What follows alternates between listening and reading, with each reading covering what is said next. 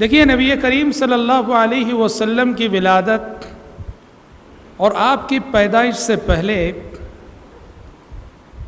مکے میں دو عظیم واقعے ہوئے، اور یہ دو واقعے حقیقت میں یوں کہنا چاہیے کہ آپ صلی اللہ علیہ وسلم کی ولادت اور آپ کی پیدائش کی جانب قدرت کی جانب سے ایک اشارہ تھا۔ آپ صلی اللہ علیہ وسلم کی آمد اور دنیا میں آپ کے آنے کی تمہید کے طور پر قدرت نے دنیا والوں کو دو عظیم نشانیاں دکھائی جسٹ آپ کی ولادت سے پہلے۔ سب سے پہلا واقعہ یہ ہوا کہ زمزم کا کنواں دریافت ہوا۔ آب زمزم حضرت ابراہیم علیہ السلام کے زمانے تک اس کی تاریخ لوٹتی ہے۔ ابراہیم علیہ السلام کے زمانے کے بعد جب بعد کی نسلیں آئیں، مکہ جو ہے ویران ہو گیا تھا، اور نتیجے میں زمزم کا جو کنواں تھا، زمزم کا کنواں، اس کے علامات، اس کے نشانات مٹ چکے تھے۔ کوئی نہیں جانتا تھا کہ زمزم کا کنواں کہاں تھا، بس یہ تھا کہ مکے میں ایک کنواں تھا جسے زمزم کہا جاتا تھا، جو ابراہیم علیہ السلام، اسماعیل علیہ السلام کے دور میں جہاں سے پانی نکلا کرتا تھا، سارا مکہ اس سے سیراب ہوتا تھا۔ کوئی نہیں جانتا تھا کہ مکے میں اس کا مقام کہاں ہے، وہ جگہ کہاں ہے جہاں کے زمزم کا کنواں پایا جاتا تھا۔ پیارے نبی کی ولادت اور آپ کی پیدائش جیسے قریب ہوئی، قدرت نے یہ انتظام فرمایا کہ زمزم کا کنواں مکے والوں نے دریافت کر لیا۔ کیسے دریافت کیا؟ دریافت اس طرح سے ہوا کہ نبی کریم صلی اللہ علیہ وسلم کے جد امجد اور آپ کے دادا عبد المطلب کو اللہ تعالیٰ نے خواب دکھایا، اور خواب میں انہیں وہ جگہ بتائی گئی جہاں کے زمزم کا کنواں پایا جاتا ہے۔ عبد المطلب نے اس مقام کی کھدائی شروع کی جو خواب میں جو مقام کے دکھایا گیا تھا، تو واقعتاً زمزم کے علامات، زمزم کی نشانیاں، زمزم کے آثار، زمزم کے ثبوت ملنے لگے۔ جب مکے میں یہ خبر مشہور ہوئی کہ عبد المطلب کھدائی کر رہے ہیں اور زمزم کے پروف ملنے لگے ہیں انہیں، اور سارے لوگ آ گئے، عبد المطلب سے مزاحمت کرنے لگے اور کہنے لگے کہ یہ ہمارا حق ہے، ہم کھدائی کریں گے، کیونکہ زمزم کو دریافت کرنا بڑے شرف کی بات تھی، بڑی عزت کی بات تھی۔ انہوں نے عبد المطلب سے آ کر تکرار کی، کہا کہ ہم تلاش کریں گے، ہم کھدائی کریں گے، ہم زمزم کو دریافت کریں گے۔ بالآخر کافی تکرار ہوئی۔ اللہ تعالیٰ نے یہ اعزاز عبد المطلب کے مقدر میں لکھا تھا، اللہ کی تائید عبد المطلب کے ساتھ رہی۔ کافی تکرار کے باوجود بالآخر زمزم کی کھدائی کا شرف اور اعزاز عبد المطلب ہی کو حاصل ہوا۔ اور جب عبد المطلب کو یہ اعزاز حاصل ہوا، انہوں نے زمزم کے کنویں کو دریافت کیا، کھدائی کی، ایک نذر مانی انہوں نے، اللہ تعالیٰ سے ایک عہد و پیمان کیا۔ انہوں نے کہا کہ اگر اللہ تعالیٰ مجھے زندگی میں 10 بچے دے دے، 10 ایسے بچے جو میرے باڈی گارڈ ہوں، میری حفاظت کرنے والے بچے، اگر 10 بچے اللہ دے دے گا، اس میں سے ایک بچے کو میں اللہ کے نام پہ قربان کروں گا، ذبح کروں گا۔ اور عبد المطلب کو 10 بچے اللہ نے دے دیے۔ ایک روایت کے مطابق انہیں 13 لڑکے تھے، ایک روایت کے مطابق 11 لڑکے تھے، ایک روایت کے مطابق 10، بہرحال 10 اولاد تو ہو گئی۔ اب نظر پوری کرنی ہے انہوں نے اپنے 10 بچوں کے نام لکھ کر قرآن ڈالا، اور قرآن نکلا تو کس کا نام نکلا؟ عبداللہ کا نام نکلا۔ وہ عبداللہ جو آگے چل کر ہمارے نبی حضرت محمد صلی اللہ علیہ وسلم کے باپ بننے والے تھے۔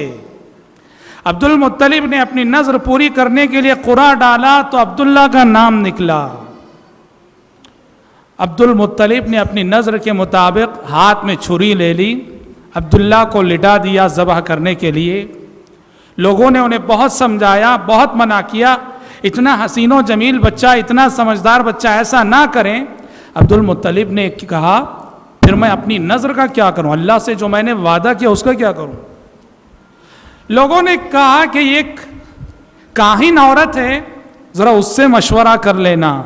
عبد المطلب اس کے پاس گئے، اس نے مشورہ دیا کہ عبد المطلب ایسا کرو، پھر قرعہ ڈالو، ایک قرعے میں عبداللہ، ایک چٹی میں عبداللہ کا نام، دوسری چٹی میں 10 اونٹ کا تذکرہ، اور دیکھو قرعہ کس کے نام نکلتا ہے۔ اگر اونٹوں کے نام والی چٹی نکلتی ہے 10 اونٹ ذبح کر دو، تمہاری نظر پوری ہو جائے گی۔ لیکن اگر عبداللہ کے نام کی چٹی نکلے تو 10 اونٹ کے ساتھ پھر مزید 10 اونٹ کا اضافہ کرو، 20 اونٹ ہو جائیں، پھر قرعہ ڈالو۔ 20 اونٹ والی چٹی نکل جائے تو 20 اونٹ کو ذبح کر دو، تمہاری نظر پوری ہو جائے گی۔ لیکن اگر پھر عبداللہ کے نام کی چٹی آ گئی تو پھر 10 اونٹ کا اضافہ کرو، اور 30 اونٹ ایک طرف، عبداللہ ایک طرف۔ اس طرح اس نے مشورہ دیا، اور عبد المطلب نے اس مشورے پر عمل کیا۔ قرعہ ڈالتے گئے، پہلی مرتبہ ایک طرف عبداللہ، دوسری طرف 10 اونٹ، قرآن نکلا عبداللہ کے نام کا، ذبح نہیں کر سکتے تھے، 10 اونٹ کا اضافہ کیا۔ پھر قرعہ ڈالا، ایک طرف عبداللہ، دوسری طرف 20 اونٹ، قرآن نکلا عبداللہ کے نام کا، اللہ اکبر۔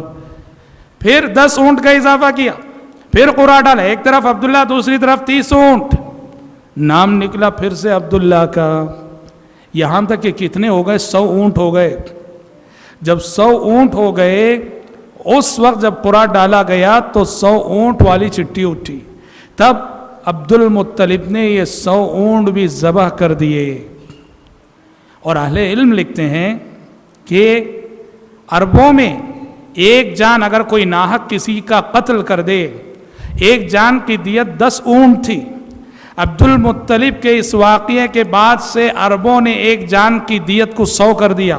اگر کوئی ناحق کسی کی جان لے لے تو اس کے بدلے میں اسے 100 اونٹ دینا پڑے گا مقتول کے وارثین کو۔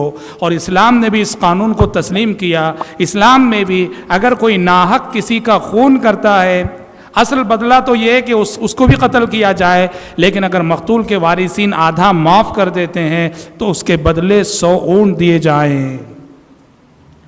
زمزم کے کنویں کی دریافت ایک بہت بڑی علامت تھی، بہت بڑی نشانی تھی قدرت کی، اور ایک بہت بڑی تیاری تھی قدرت کی جانب سے نبی کریم صلی اللہ علیہ وسلم کی ولادت، آپ کی پیدائش، آپ کی بعثت، آپ کی نبوت اور آپ کی رسالت کے لیے۔ دوسرا واقعہ جس کو ہم یہ کہہ سکتے ہیں کہ وہ آپ صلی اللہ علیہ وسلم کی پیدائش کی تمہید، اور وہ دوسرا واقعہ تھا جو مشہور واقعہ جسے اصحاب فیل کا واقعہ کہا جاتا ہے۔ ابرہہ جو صنعاء میں جو ہے حبشہ کے بادشاہ کا گورنر تھا یمن میں، اس نے یمن میں ایک چرچ تعمیر کیا، اور اس نے چاہا کہ لوگ جیسے کعبۃ اللہ کا قصد کرتے ہیں، ارادہ کرتے ہیں، اس چرچ کا لوگ قصد کیا کریں، اس کا طواف کیا کریں۔ ایک عربی کو غصہ آیا، اس نے جا کر اس چرچ کے اندر غلاظت کر دی۔ ابرہہ کو بہت غصہ آیا اور اس نے ٹھان لی کہ خانہ کعبہ کو ڈھا دینا ہے، منہدم کر دینا۔ بڑا مشہور واقعہ ہے۔ وہ اپنی فوج کو لے کے نکلا، جس فوج میں بڑے بڑے ہاتھی تھے، اور یہ ہاتھی آئے وادی محصر جو منا اور مزدلفہ کے درمیان، یعنی بالکل مکے سے 5 کلومیٹر قریب، مکہ وہاں سے صرف 5-6 کلومیٹر کے فاصلے پر، وہاں پہنچ کر وہ ہاتھی بیٹھ گئے۔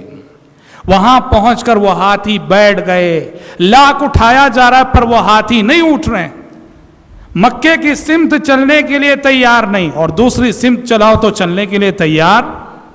اور بلاخر اللہ تبارک و تعالیٰ نے فیصلہ کر دیا۔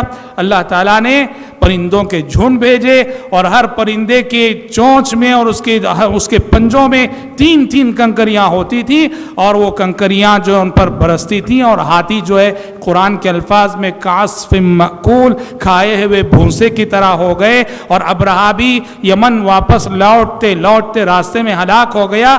یہ واقعہ، اس کی خبر پورے جزیرہ عرب میں، جزیرہ عرب سے باہر بھی گئی، ساری دنیا میں یہ خبر پھیل گئی اس واقعے کی۔ اس طرح ساری دنیا تک ایک میسیج گیا، ایک پیغام گیا کہ یہ خانہ کعبہ، یہ بیت اللہ، یہ اللہ کا گھر ہے، اللہ نے معجزانہ طور پر اس گھر کی حفاظت کی ہے۔ اس میں اشارہ تھا کہ ان قریب اس گھر کا نگہبان آنے والا ہے، اس گھر کا محافظ آنے والا ہے، اس گھر کا جو اصل میسیج ہے توحید کا، اس میسیج کا دینے والا پیغمبر آنے والا ہے۔ اس پیغمبر کی ولادت اور پیدائش سے پہلے قدرت کی جانب سے یوں سمجھو کہ ایک اعلان تھا یہ واقعہ، ساری دنیا میں اس واقعے کی خبر پھیل گئی۔ خانہ کعبہ کے تقدس، خانہ کعبہ کی عظمت اور خانہ کعبہ کے اس اعجاز کے چرچے دنیا والوں کی زبانوں پہ تھے، اسی لیے اصحاب فیل کا واقعہ کہا جاتا ہے۔ اور اب سب کو معلوم ہے بالکل اسی سال آپ صلی اللہ علیہ وسلم کی پیدائش اور آپ صلی اللہ علیہ وسلم کی ولادت ہوئی تھی، عام الفیل، جس سال یہ ہاتھی والوں کا واقعہ پیش آیا تھا اسی سال آپ صلی اللہ علیہ وسلم کی ولادت ہوئی تھی۔